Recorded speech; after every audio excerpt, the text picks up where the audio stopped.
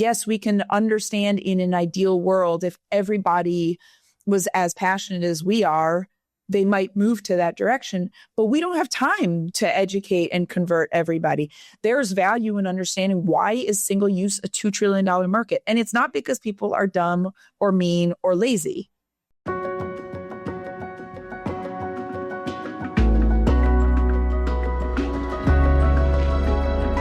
Welcome back to The Responsible Edge, the podcast exploring how to balance profit with purpose in an increasingly complex world. I'm Charlie Martin, your host and founder of TrueMark, the mark of trusted sustainability communications. And our article this week is titled Absurd. Greenpeace calls out Winter Olympics sponsorship with fossil fuel giant Eni, which exposes the tension of a climate-damaging company funding an event already threatened by global warming. And I'm absolutely thrilled to say that our guest from across the pond today is Manuela Zoninsein, CEO and co-founder of Kadeya, a climate entrepreneur building refill infrastructure to eliminate single-use packaging. Manuela, it's absolutely brilliant to have you on the show today. Thank you so much for giving up some of your time. Thanks, Charlie, for having me. It's my pleasure to be here. Now, I have I provided like such a little tiny bit of context around your work at Kadeya. Then people are immediately thinking to themselves, that sounds super interesting. And they're already running onto Google and to search and find what you guys are about before they go anywhere. Can you just provide us with a little bit more context around what you guys are doing? Because I think it's absolutely fascinating. Absolutely. Thank you for that compliment. So Kadeya has designed a bottling plant in a box. If you're watching this on video, you can see the box over my shoulder. And it vends you all types of cold, non-alcoholic packaged beverages, just like any vending machine. Unlike a vending machine, when you're done with your delicious beverage, you actually return the container, which is made of stainless steel, has no plastic. You return the bottle to any station in the network. So an analogy is bike sharing, but for bottles. You're just borrowing the bottle temporarily to enjoy the product inside. When you're done returning your bottle, which we get 99% of them back consistently with no penalty or deposit, the machine itself inspects, washes, sanitizes, and dries the bottle to then be stored and refilled again for a future consumer. Mechanically, all we've done is combine a dishwasher with a soda fountain. We have 2 robotic arms inside.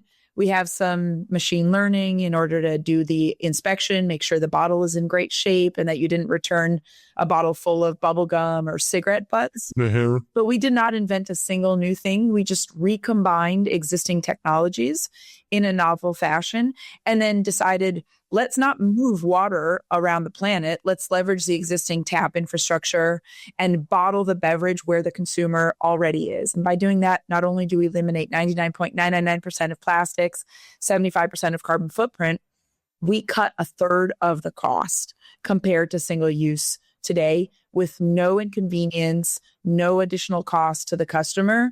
And at the end of the day, actually an incredible superior experience compared to single use. How did you, can you talk us through the moment when this idea seeded, or can you talk us through the sort of experience around when you realized that this was an opportunity? Can you just take us there? Yeah, there were 3 key moments. The first really short is I lived in China for almost a decade. And from the time I was there, 2007 to 2015, the country ran out of landfill space. And I'd seen the culture change from a reuse model to a single use model. So anything that happens in China, 1.5 billion people jump, you understand the impact. So that was the first takeaway is, okay, this doesn't work at scale. Single use doesn't work at scale specifically. So it was really, that stuck with me. The second was observing the city bike model taking shape in New York City where I was living and understanding fundamentally, well, why does bike sharing work? It turns out people don't buy bikes to store it in their garage, to lock it up on the fence outside, to have it stolen and file a police report. People buy the bike to get from point A to point B.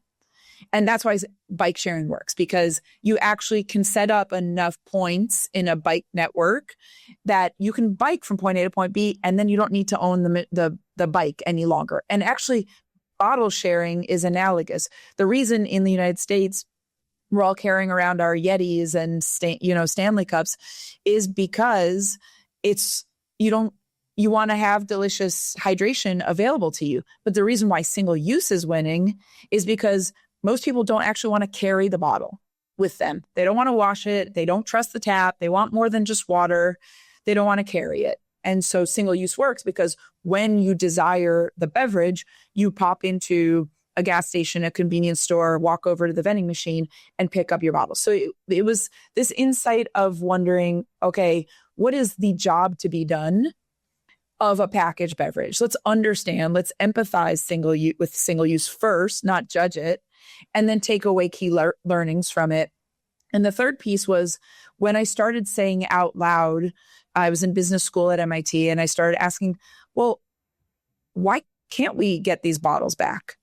If I set up the infrastructure, why wouldn't the bottles come back? And everyone gave me these crazy explanations, basically that Americans are lazy and don't care enough. And what I found is if you create enough density, if you have enough points for pickup and drop off, actually you can get 99% return rates with no penalty or deposit. And the problem has been that we've used single use as the example and then said, well, let's compare reuse today against single use today, instead of saying, what would reuse look like tomorrow if we could emulate the convenience of single use? I love that notion of emphasizing with single use. Like that's such an interesting observation for any other entrepreneur out there, that it's not about being dismissive and critical of the status quo, but being curious. Like, why does it work like that? Like, what are the benefits to it working like that? And then can we unpack that and ultimately understand, well, if we could create a solution for tomorrow that factored in the convenience, et cetera, that's required and the scale that's required, how could that change? I love that. That's such a brilliant lesson for any other climate purpose-driven entrepreneurs out there that are listening in. I started my climate career as a correspondent with Newsweek in Beijing in 2007. And it's now been almost 20 years. And I still see the climate and environment and sustainability movement kind of tisking our fingers or whatever, tisking the population and saying, you're doing it wrong.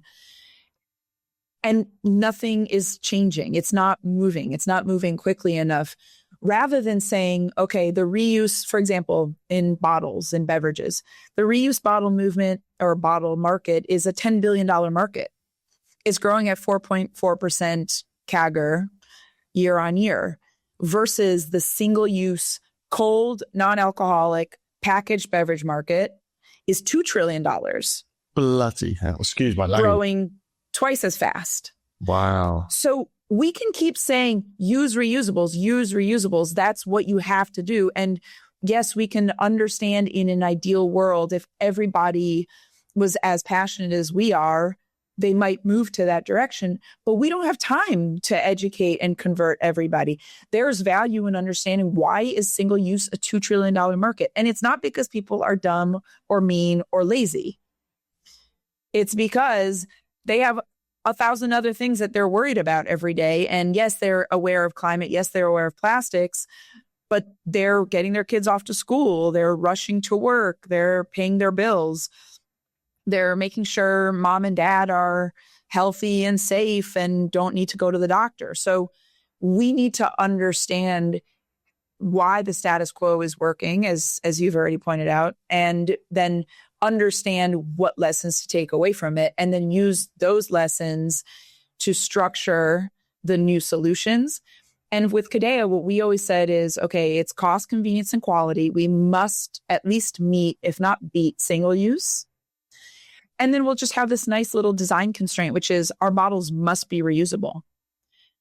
And once you create that design constraint and then say, we're going to win in traditional business metrics, you actually not only unlock a huge new avenue of innovation that no one else has been thinking about, because they're all doing the same thing, status quo, just fighting over here in their cost, convenience, quality lane.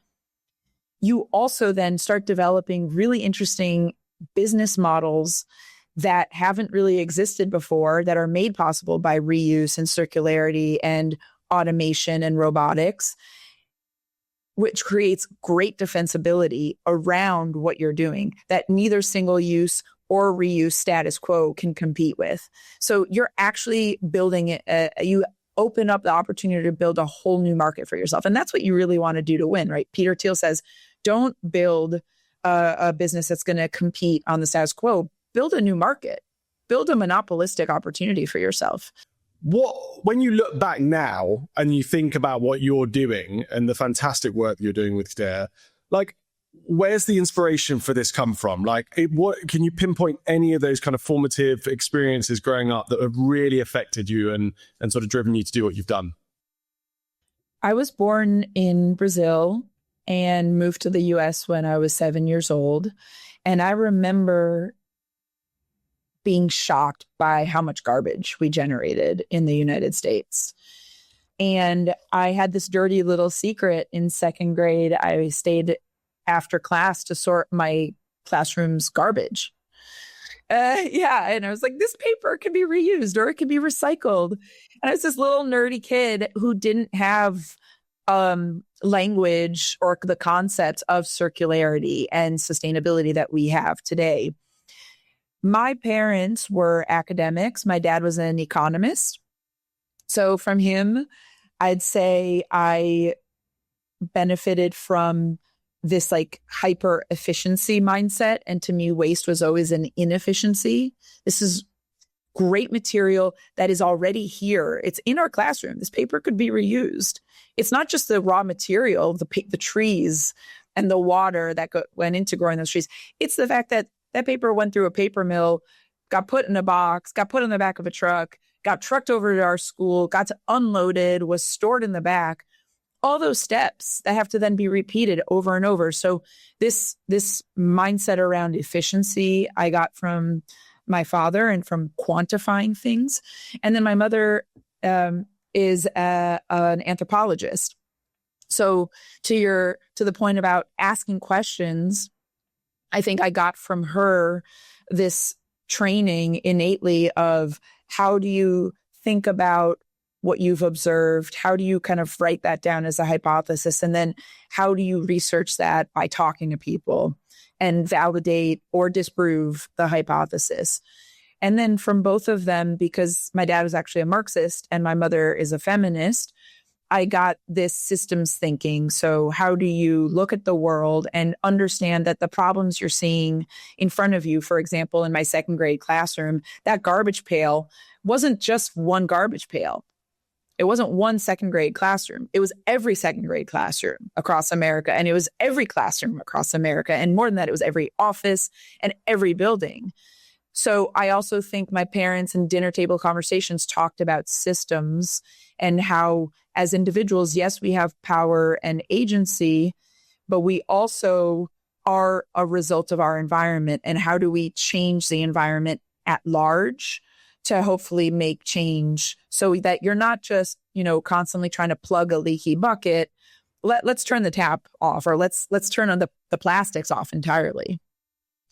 And Manuela, what an absolutely perfect set of circumstances and context to build the future co-founder of Kadeya. You could literally, looking back, you could not ask for better points of inspiration and influence as you've described, which is why obviously you guys are doing so well. And as I say, truthfully, like, I think we're really excited to follow the journey here on the Responsible Edge of what you guys are doing. It's as I say, there are certain startups, certain businesses that you come across and you just think that makes sense and that should, succeed and become, a really significant player. So we're really looking forward to following that journey. For now, though, let's move forward if we can. Would you mind giving our listeners and viewers just a brief introduction to this week's article? Absolutely. So the article is hosted on earth.org, and the title is Absurd in quotes, single quotes. And then it follows to say, Greenpeace calls out Winter Olympics sponsorship with fossil fuel giant Eni. And Eni, I've learned from the article, I hadn't heard of them before, is a Italian oil and gas company. Eni is using the power of the Olympics brand and the platform of telling this beautiful, inspiring story, right, of what human potential and the best athletics in the world, and leveraging that feel-good message to associate itself and hopefully enjoy some of that halo effect to be seen in a more positive light, even though at the end of the day, what Eni is doing is utilizing fossil fuels to, yes, power economic activities, which we can talk about. But as a result of powering those economic activities and heating our homes and generating energy for factories, as well as, gas for cars, the output of all of those activities is greenhouse gas emissions, which is warming the planet today.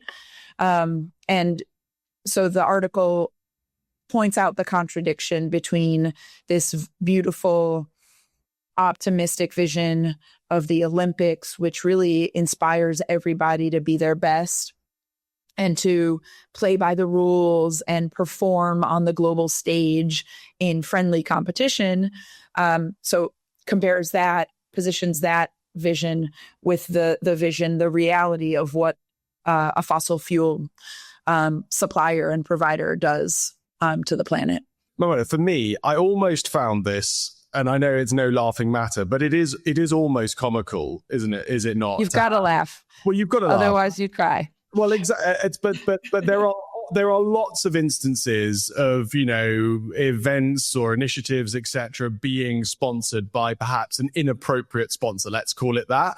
But to have an organization who are inherently contributing towards global warming, sponsoring an event which requires snow and cold conditions in order to exist, what do you think the thinking was of those that are running the Winter Olympics? What do you think their justification is for allowing Eni to sponsor them? This is all just surmising, of course. Yeah, we're throwing ideas around. Yeah, so I think the logic goes somewhat as follows. They say we have to run the Olympics. It's expensive. You need to house the athletes, and you need to make sure the roads are cleared and ensure that the airport and stadiums can support that many people. You got to move a lot of food and beverage around. And then you got to have the TV crews, all of these things, right, to be able to put this show on. And so, you're on the Olympics committee and you're saying, how are we going to pay for this? I don't know what that exact process looks like. I imagine for one, they have like a partnerships and fundraising team that's saying, look, this is going to be in Italy. We'll start with, the Italian government had to bid to win the Olympics, however many, 16 years ago, 12 years ago. So the Italian government is probably running around and they're like, okay, we're going to raise taxes over here, cut costs over there. So we're going to pull this pool of cash together, but we're going to need some for-profit contributions. They have a lot more money.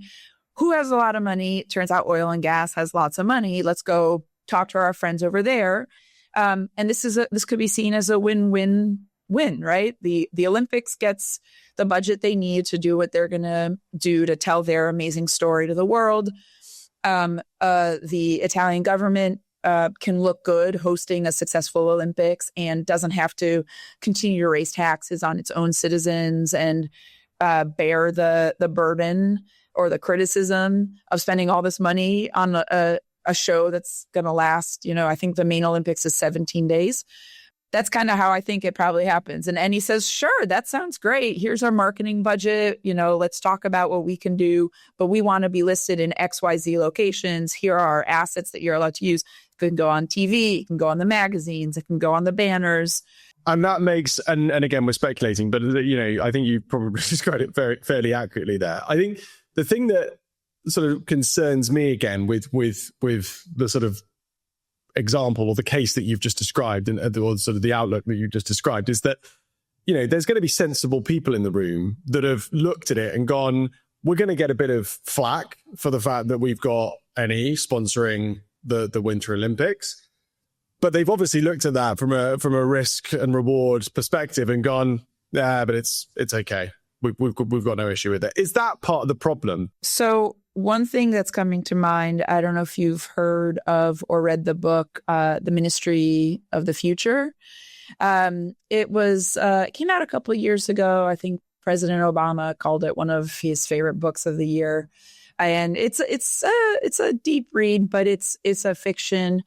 And the planet has exceeded the 1.5 degrees Celsius. Maybe we've already passed 2 degrees. And it's envisioning this future of like a global organizing body called the Ministry for the Future, whose pure job is to try to represent the needs of the future today. And how do you do that, right? You use economic analysis, net present value, and you think, okay, in 100 years, populations that don't have enough drinking water, like how do we represent them, the voiceless future today? And what plays out in the book and what I'm imagining probably played out in that boardroom is someone maybe raised their hand, if you're allowed to say climate change, by the way, because back in 2007, when I was at Newsweek, you couldn't say climate change in a boardroom without people thinking looking at you like you were a crazy person. And we're right back there, right? Like you say climate change in a business meeting or a government meeting and it's like, whoa, like you're talking about black magic right now, you know? So maybe someone's brave enough to raise their hand and say, well, what about like climate change? I was in the article, it talks about the fact that in Italy, some crazy number of ski resorts have closed down. 265 ski resorts. Yes. Have closed down because of climate change, right? Like winter sports are deeply affected. That's the irony of the whole thing, right? Is that climate change is accelerating the demise of winter sports, which contradicts directly the point of the Olympics, which is to inspire more people to participate in winter sports. So the Olympics are in some ways, by engaging with any, right, helping to accelerate their own demise. And so when you think about this like ministry for the future, I think that person raises their hand and says like, wait a second, how does this make sense? And like, maybe there's other sponsors we can go after. And I think there's deadlines and the Olympic Committee being like, no, but we need this money now and Any's ready to go and they've got the money rather than us trying to pool the same amount across 10 suppliers or 100 suppliers. That's first. But second of all, I think probably the government is kind of saying like, we're worried about today. We're worried about making sure that energy prices stay low so people can heat their homes and can, fill up their car tanks and go to work and go to school. And like, yeah, climate change might be coming, but like I've got an election coming up. And so I'm thinking about today and like maybe a year out, and I can't afford to think further out. So like that's the idea of the Ministry for the Future, is someone needs to be representing this future voice today. Wouldn't it be incredibly refreshing with a sort of in a scenario like this for there to be transparency from the Italian government about the bids for sponsorship that were on the table, so that because I'm going to ask you the question. And I'm not suggesting this is necessarily the case, but let's say that the only sponsor that was prepared to put the money in was Eni. In that circumstance, would it be justified to take the money from Eni in order to put on the Winter Olympics? Or if it transpires that if they opened the books and said, actually, we've had options from X, Y, and Z, but there was just an opportunity to be slightly greedier by getting more money from this particular sponsor than it was to go down perhaps these other sponsor routes. Where do things sit in your mind? It's such a good question. In my mind, I'm going through 2 answers. One answer is the idealist in me that says like, climate change is messing it up for everybody. And like, it's here and it's only going to get worse. So no, it's never justified. And then the other more practical half of me says, well, yeah, you got to keep the lights on and you got to keep heat going and you got to get people to work. And we rely on Eni here in northern Italy, and like they're a friend of the government and the economy. And if I pull this, maybe, you know, the scenario we laid out was more positive. Everyone's putting their best foot forward. It maybe the scenario was actually one where Eni's like, you give us a sponsorship where we're driving energy prices up. Right. So I don't know what the government was thinking and what the conversation was, or the Olympic Committee, what they were thinking. But I think that probably where it breaks down, and what we're seeing here in the United States as well, is unfortunately people's self-interests and the ability in a leadership role to pocket extra cash is so powerful right now that these can be perfectly rational, intelligent, informed human beings that still will choose the climate change-inducing option because, heck, life is short. I've got my family. My wife wants to go on vacation next year, and my kids' college education is expensive, and I've got grandkids on the way. And you know what?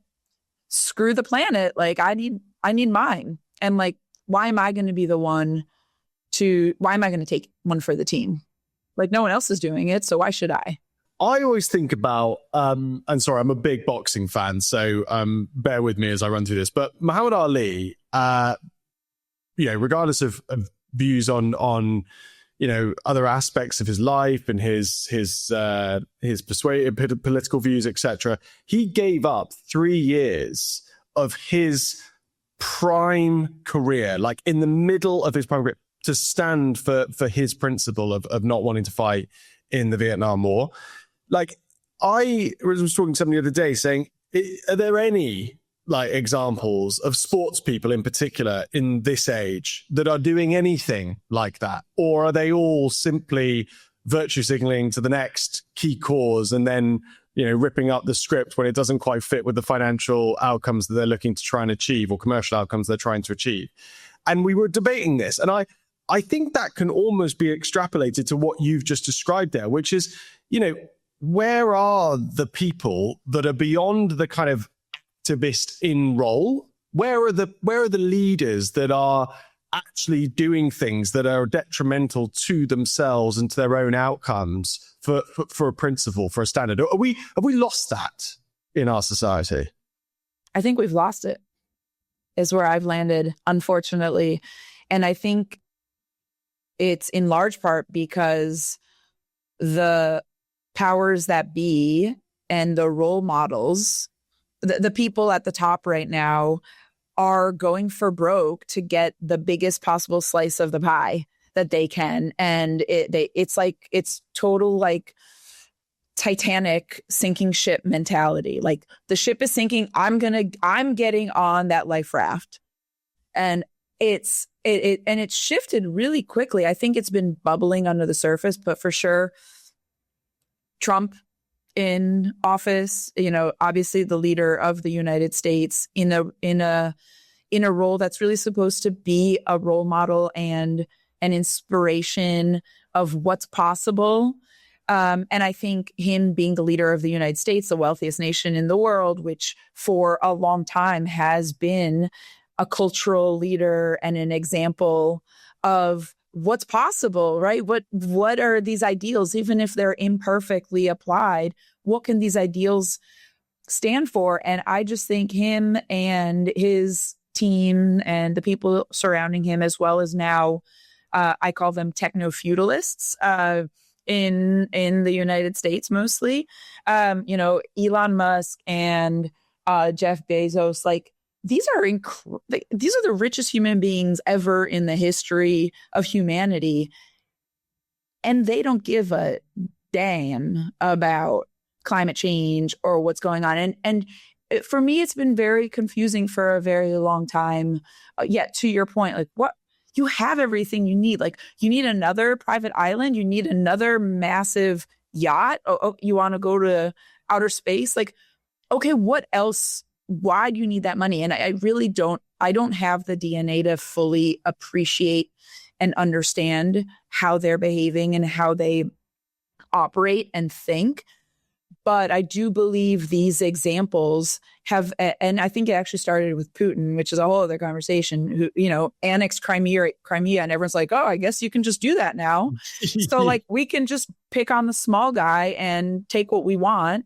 And I think we've like opened that Pandora's box where people who maybe were held to some moral standards because there was at least like a communal assumption and expectation, that communal expectation is gone. And so I think it's right now a race to the bottom. And it goes against their self-interest too, because like there's many ways to argue this. I won't belabor the point, but a sinking ship mentality shrinks markets rather than makes market. Like if you're Jeff Bezos, you want a bigger market. You want more people with disposable income. That's going to make you wealthy. It's going to make your business more successful. So this kind of race to the bottom approach is actually, I think, a downward spiral that will undermine all the fundamentals of what these incredibly wealthy human beings have built their wealth on top. But I think it's a shortage mentality or a scarcity mentality that we are living in. And I think that trickles all the way to the bottom. One example is, what's his name now? The CEO of Salesforce, Mark Benioff, was all about climate, all about DEI. That is all gone. He don't care. That is out the window. So I do believe my hope is in people like you and me, because hope is contagious.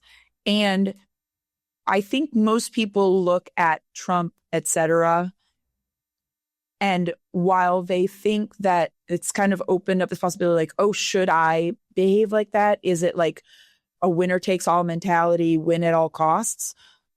I think people are tinkering with that idea, but I think if they see their neighbor do something nice or something selfless, they start to remember, wait, but that's also an option. And so I think it's really incumbent on all of us to be doing those things that aren't immediately for your self-interested benefit, but to help others and help everybody.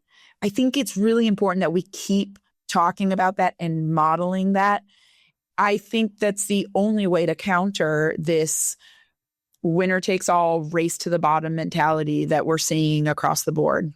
I think you're absolutely right. And I think our small contribution is around the impact in what you've just described of the erosion of communication standards and the degree to which we trust in what we are sharing with one another. And I think that is a symptom and a contributor to exactly what you've just described in terms of that race to the bottom. So again, hopefully, with, as you say, people that are prepared to do the selfless thing, I think that's what we're trying to cultivate the conversation around.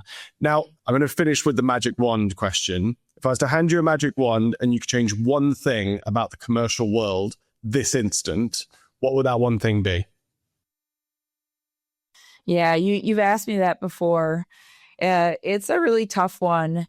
I would love there to be a reliable and to your point about trust and standards and transparency and clarity of communication. I don't know how this actually works out, but I do believe a free and open market for carbon is really critical, because I think that changes the economics immediately of every activity in the commercial space, and starts to reset the numbers to reflect the true externalities that fossil fuels create for everybody.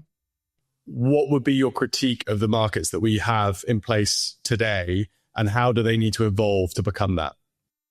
Well, I think one of the tough things about the carbon markets have been this concept of how do you get a carbon credit. And I think it hinges, and one of the most difficult pieces to prove is the concept of additionality, which is basically to say that by protecting this acre of rainforest, I'm protecting an acre that wouldn't otherwise have been protected. And I think that's been very difficult to prove. And I think the markets that have gone the furthest, they are usually voluntary. So they don't encapsulate the entirety of carbon emissions. And so it's very hard to size the market and size each credit and put an accurate price on it. And then the other issue, it has been not just trading your own credits, but I think a very uncomfortable piece of that is it kind of like buying indulgences? And I feel like I can say that to like a European audience, right? Of are you just selling a ticket to continue to pollute? And it goes to the highest bidder, so the highest bidder can still continue to pollute. And so I think those three are all equally kind of similarly connected and integrated. So how do you create a cap? How do you really say that you've got the full market under consideration? And then how do you ensure that it is being consistently applied and measured? I don't know that you can. So that's why it's a magic wand wish for us, because I think there are some like really tricky technicalities that we haven't solved. Well, that's the beauty of the magic wand. It's a very sensible suggestion. And perhaps when we get you back on, we can explore that in a bit more depth and detail. But for now, Manuela, that was absolutely brilliant. Thank you so much for giving us some of your time and insight. I really enjoyed that conversation. Thank you for coming on. I loved being here. Thank you for the tough questions and for creating the space to have these really important, hopefully inspiring and thought-provoking, but not often had conversations. And that's all for today's episode of The Responsible Edge. A big thank you to Manuela Zoninsein for joining me on today's show. As a reminder, this episode was brought to you by TrueMark, the mark of trusted communications. Visit truemark.com to learn more. I'm Charlie Martin. Thanks for listening. And don't forget to subscribe, share, and leave us a review. See you next time.